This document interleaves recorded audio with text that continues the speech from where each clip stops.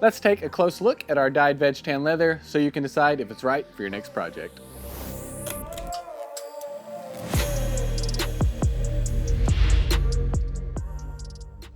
Vegetable tan leather, usually just called veg tan leather, is a favorite among the leatherworking community.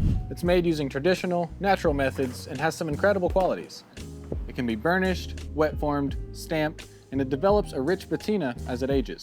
This is easily my favorite leather to work with, so let's break down this collection of dyed veg tan. We offer it in 5x15, 12x12, and 12x24-inch panels, as well as sides.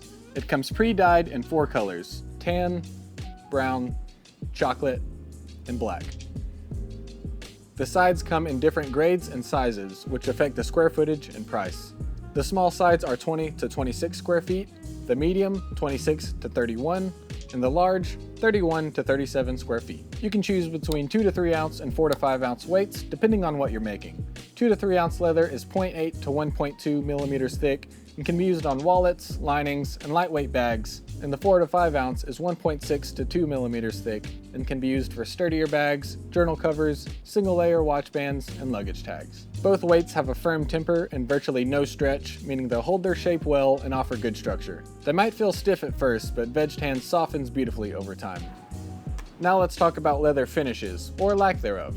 Some important terms here are aniline and pigmented. An aniline dye is transparent, allowing the natural grain and character to show through. You'll also see imperfections, which many leatherworkers like. A pigmented dye is opaque, giving a more uniform color across the surface and hiding most natural marks and imperfections. And each of our 4 colors has a different finish. The tan is aniline dyed with no surface finish. It has a very matte, natural look and will patina dramatically with time. The brown is also full aniline, but with more of a top finish from the tannery compared to the tan color. The chocolate is a semi-aniline finish, meaning it's somewhere between transparent and pigmented.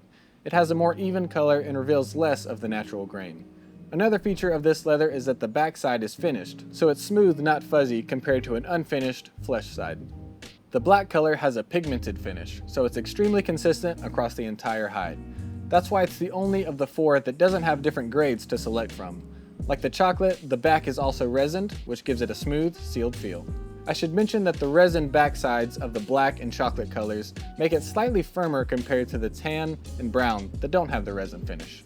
So to summarize all that technical stuff, vegetable tan leather is the most natural type of leather tannage.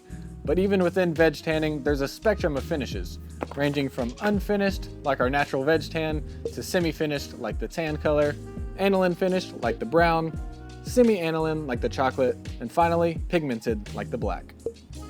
This line of leather really illustrates the spectrum of leather finishes really well.